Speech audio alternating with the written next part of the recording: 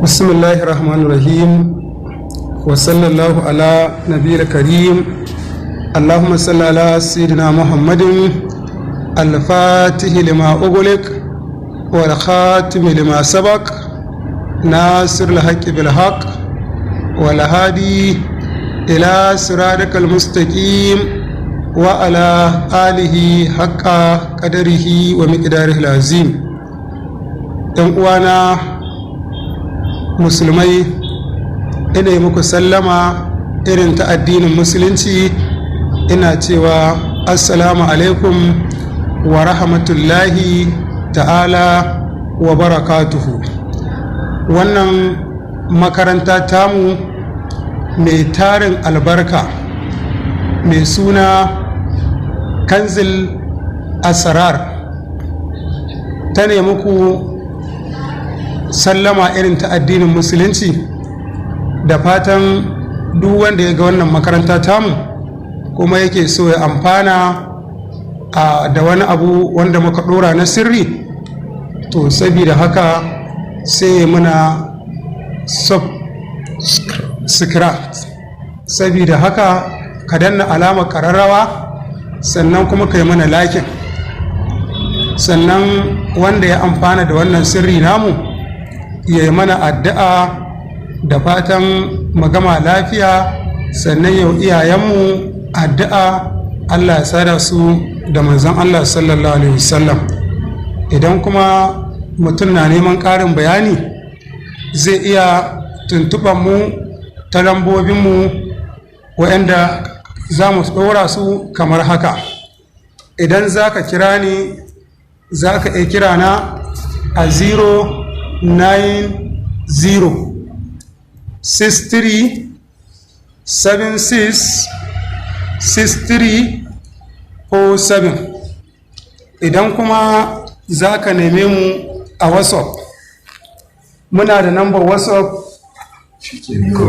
Za a sa yi abuto ake sa cigaba. Saboda haka za mu fara muku bayani. Za mu fara muku bayani na wannan sirri namu mai albarka mai suna ɗaurin baki. Duk wanda yake da wata bukata a wajen Allah, yake so bukatar ta biya, ko kuma ana bin sa bashi, Allah bai bashi damar biya ba shi da abin da za biya, kuma an takura masa akan wannan bashi, to ya ɗauki wannan sirrin namu, ya samu bakar takarda ya rubuta shi. Duk waɗannan minjayen da muka buɗa su ma zai buɗa su kamar haka yadda muka buɗa.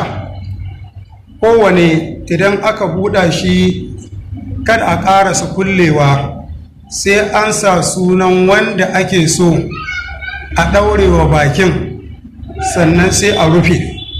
Idan ka tsaya ka kula sosai, za a ga akwai gab da muka bari wanda ba mu kulle ba. Idan ka sa sunan wanda kake so ka ɗaurewa baki, ko kuma shari'a ake so a ɗaura baki ta mutu, sai a nemo tarwaɗa mai rai. Idan aka rubuta wannan sirrin aka yi laya, sai a saka a bakin tarwaɗar, sannan sai a yanka tarwaɗar a cire kan.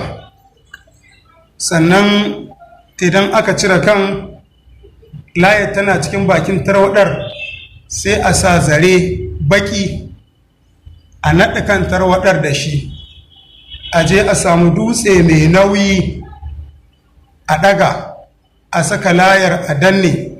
Da izinin lahi ta'ala, wanda yake bin ka bashi ba zai sake maka magana ba har sai Allah ya yassare maka kabiya.